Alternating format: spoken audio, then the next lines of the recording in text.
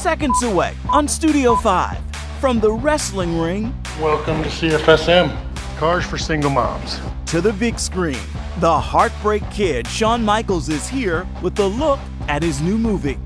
I've always wanted to try acting, but I never wanted to do it while I was also wrestling. I don't consider myself a very good multitasker. Also ahead, the price for your glory is their suffering.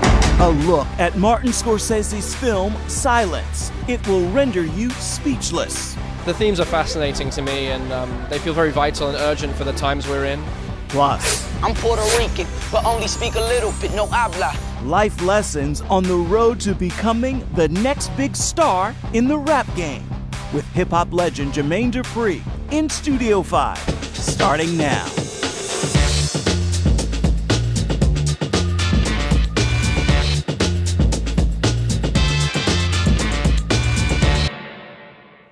And welcome to Studio 5. We've got lots of good stuff to get to, so let's jump right in with the week's top 5.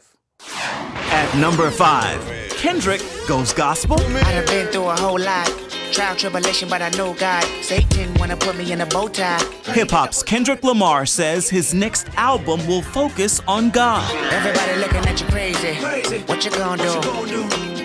Lift up your head and keep moving. In an interview with the New York Times, Lamar said, "We're in a time where we exclude one major component out of this whole thing called life, God. Nobody speaks on it because it's almost in conflict with what's going on in the world when you talk about politics and government and the system." I love myself. The world is a ghetto because it keeps that. At number 4, The Pop Game. I'm Timbo the King, aka Timbaland. 4-time Grammy winner, 300 million records sold and still counting. You know what you're looking at. The hitmaker behind Justin Timberlake, Destiny's Child, and Katy Perry is looking for the next big pop star. What sets this competition apart from any other competition out there? All these kids to me are all, I feel like God maybe chose them. Contestants Ashlyn Jade, Crave Tay, Ian Gray, Madison Rose, and Grant Landis are teenage YouTube stars competing for a contract on Timbaland's label. It's a blessing for me to be a part of their lives. At number 3, Wedding Bells Ring ×2. But you still love me. Gospel singer Tasha Cobbs is now Tasha Cobbs Leonard, tweeting this photo after tying the knot with music producer Kenneth Leonard. And now that we're here, I just can't. Congratulations are also in order for R&B singer Tyrese, who revealed he secretly tied the knot on Valentine's Day. Pastor Creflo Dollar provided premarital counseling, advising the couple not to make the mistake of thinking so much about the future that you lose focus on the gift of the present. Be patient and present in love. Baby, would you just stay, baby? At number 2, dishwasher becomes owner. One of the world's top restaurants has promoted its longtime dishwasher to become a co-owner of the business. This is Copenhagen's famed Noma restaurant, where Fortune magazine reports its owners have promoted Ali Sanko, the longtime dishwasher and immigrant from Gambia. He is now part owner. And at number 1, $1 million gift. Chance the Rapper's big donation, $1 million to Chicago Public Schools for arts programs. You sound like what the gospel choir got so tired. The Grammy-winning artist announced his $1 million gift. I'm proud to announce that I am donating $1 million to CPS. Following failed talks with Illinois' governor to restore more than $200 million to the city school's budget. This check that I donated is a call to action. I'm challenging major companies and corporations in Chicago and all across the U.S. to donate and to take action. Longtime wrestling fans know Shawn Michaels as the Heartbreak Kid, but he has been out of the wrestling game for quite some time. So what's he up to now? We're sitting down with him this week for the Studio 5 interview.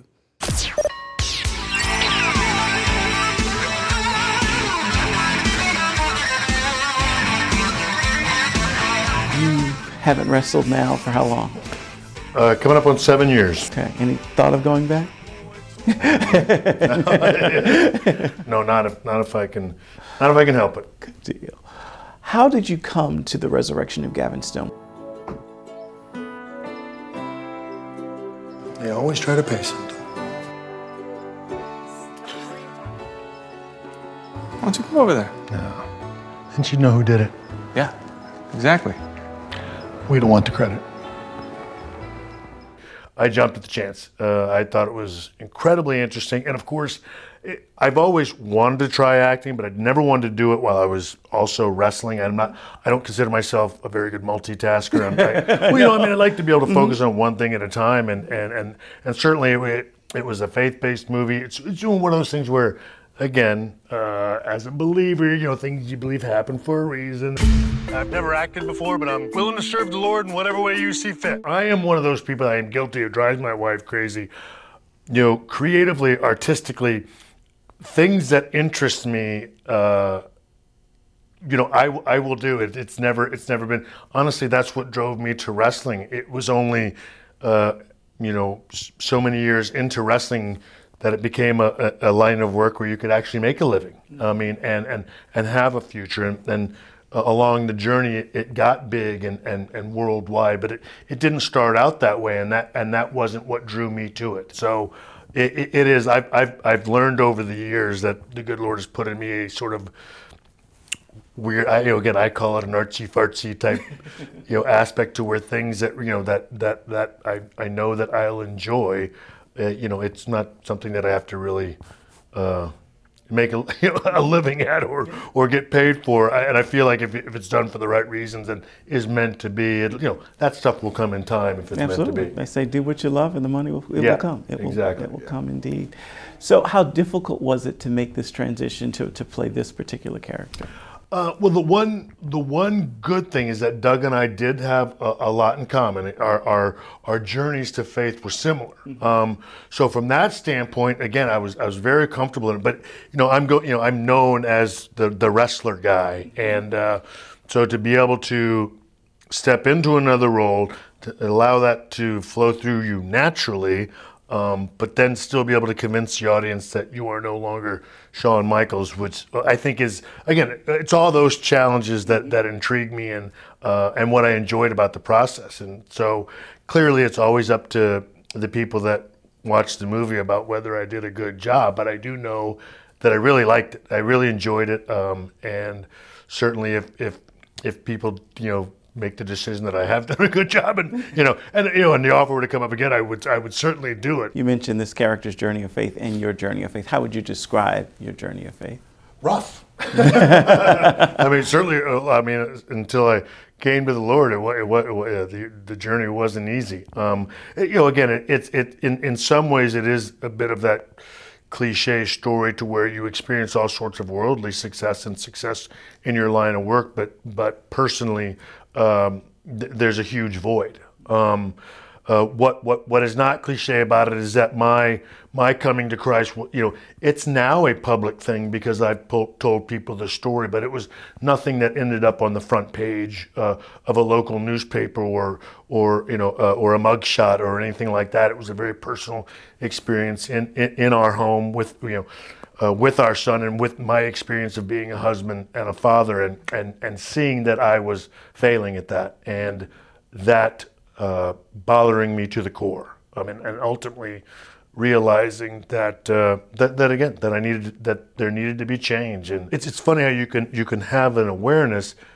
but I'd heard the phrases being saved and born again, but I never really knew what they were, and really more importantly, hadn't experienced salvation and what goes on. But when you experience it, as I did, I've learned over the years that it's called a radical salvation, and that's certainly what mine was. I wept like a baby, but it was there, and it was there to stay, and it's whatever it is now, 15, 16 years later, it's still as deep as it was, all those years ago, which is a nice thing. That's beautiful. That's beautiful. So what's next? We've got the resurrection of Gavin Stone. What's next? Honestly, right now, it's this movie. It's Gavin Stone.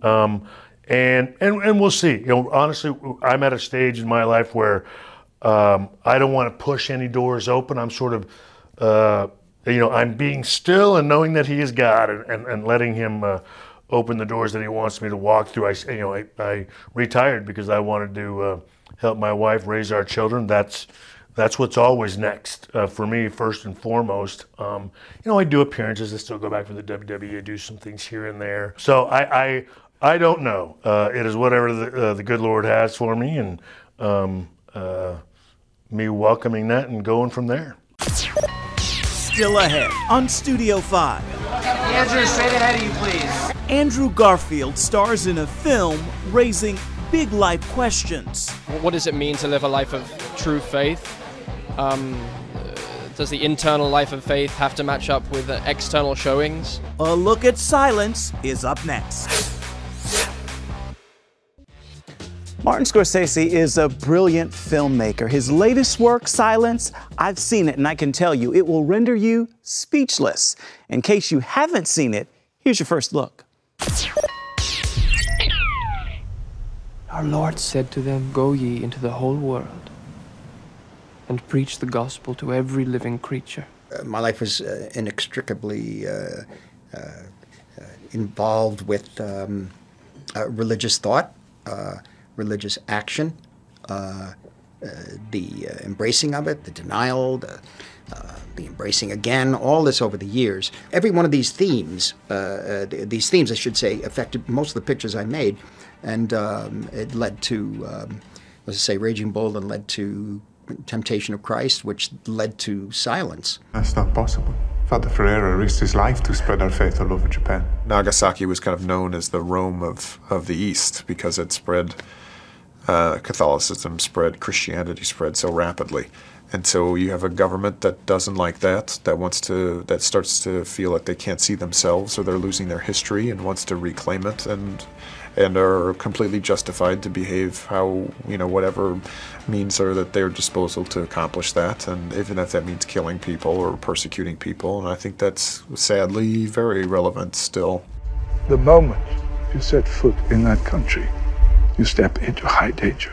It was great to work with Martin. Yeah, he's a wonderful artist. With Silence, he's very, very, I guess I mean sort of hands-on.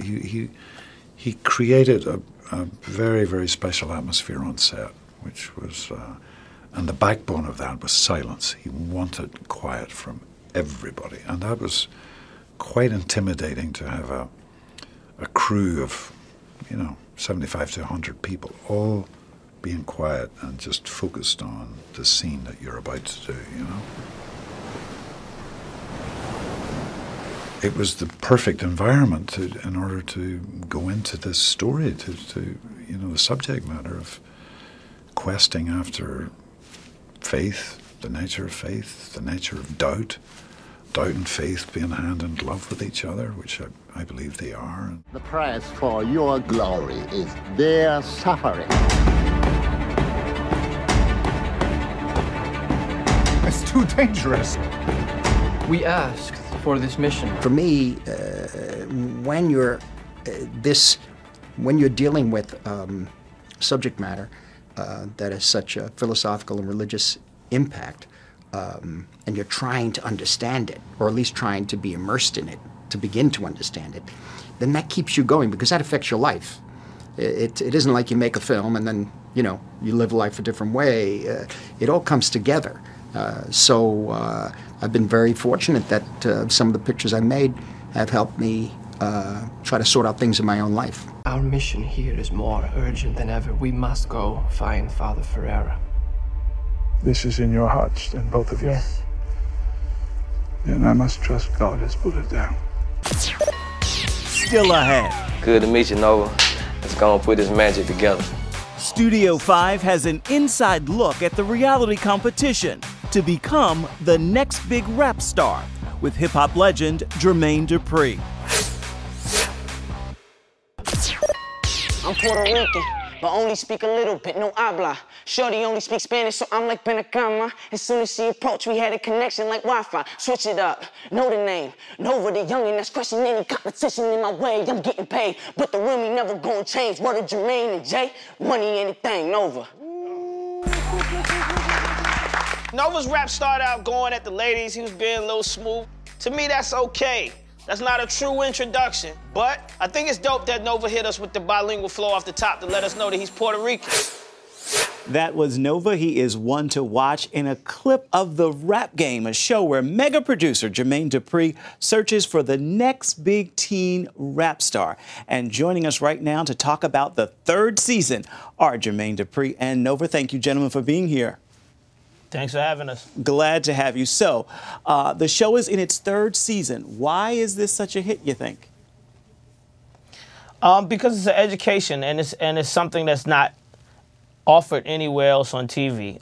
It's also a group of individuals that people seem to forget about, but they want them to pay and buy all the music. You know, artists want all the kids at their concerts. They want all the kids to sing the raps and all of this, but when it comes to them putting out music, they forget that these kids need that education. And a lot of outlets, you know, they used to cater to giving this information and education about the genre, but the culture, but it's not plentiful anymore. You know what I mean? So I thank Lifetime. I can't thank Lifetime enough for allowing me to, you know, give this to the world the way that I am. And we are the only rap TV show out, basically. That's why it's so successful.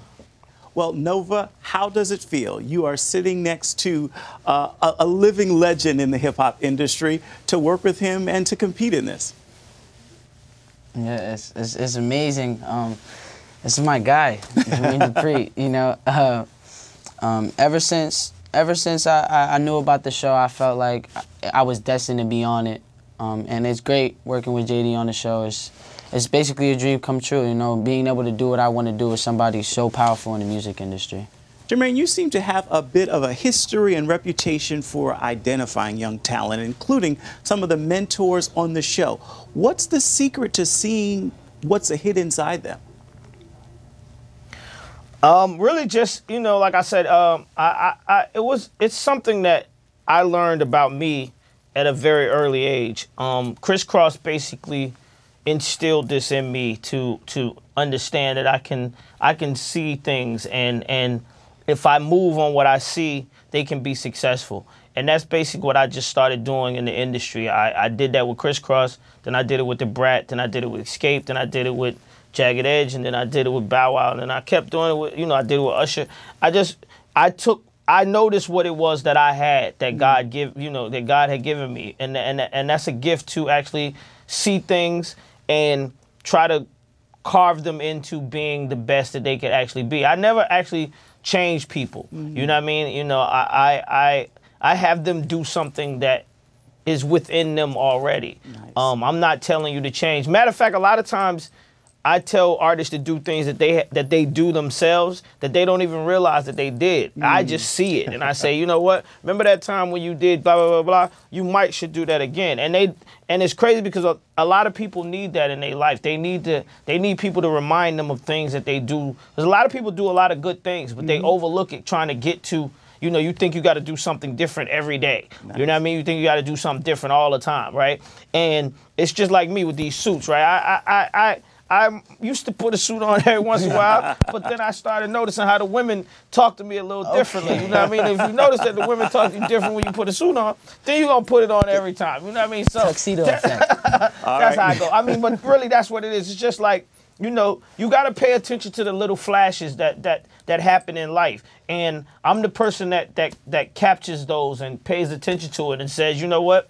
I saw you do something the other day. You should probably go back to that. And then the artists think they think at first, you're trying to change me. This is what I'm the person I am. And I'm like, listen, I'm not really, you did it. I'm not telling you to do anything that you haven't done. You did this already yourself, right? Beautiful. And, you know, it's basically, that's why, even if you look at this season, that's why I brought Tally back. A lot of people don't understand that. First of all, it's my show. I can do what I want to do, so I brought her back. But secondly, I brought her back because I saw something in her that she she possessed something, but she just hadn't had anybody to push her to get it out. And I can't expect these kids to come. I don't expect them to come to me at 100%. If they come to me at 100%, they don't need to be on the rap game because I can't offer anything. So they come to me halfway, and then it's time for me to fill up the rest of the cup. I love it. Well, I tell you, season 3 sounds like it is the one to watch. It will include a visit from Minister Bernice King, the daughter of legendary civil rights leader Martin Luther King Jr. Thank you both, gentlemen. Looking forward to it January 13th on Lifetime. Up next. I refuse to accept the view that mankind is so tragically bound to the starless midnight of racism. Honoring and remembering an American hero with a special message from a member of the King family. For me, it all began with a boy. His name was Ethan. Bailey, Bailey, Bailey, Bailey. My name was Bailey, Bailey, Bailey, Bailey. No! Come on, Bailey, do it. What does he want from me? Get it out. Get it out. Canines are the stars in the new film A Dog's Purpose. And this movie may very well change the way you see your own furry four-legged best friend. Just ask the actors. I love dogs. I have 2 dogs at home. Can't remember not having a dog, really. I have a shepherd mix. That's her. She's a mutt. He's an American Bulldog Boxer mix. His name is Apollo. My dog's name is Phoebe. I don't think you'll ever look at your dog the same way. And you can catch that full story next week. This week, we celebrated the Martin Luther King holiday. His dream was to see a unified America. So I'm giving today's final word to his niece, Alveda King. She shares a message about the importance of coming together. My uncle, Martin Luther King Jr., said, we must learn to live together as brothers. And I added sisters or perish as fools. So if we can begin to see each other as brothers and sisters, younger brothers and sisters, older brothers and sisters, different skin color, one race, one family. And if we can see that, then our dreams, we can begin to have dreams and desires and visions of what we can be. And if we're able to love each other, then we can fulfill all of that together. UNITY spells unity. Until next time, reach out and touch me at Ephraim Graham on Instagram, Facebook, and Twitter. And then come on back and see where Studio 5 takes you next week. Bye-bye.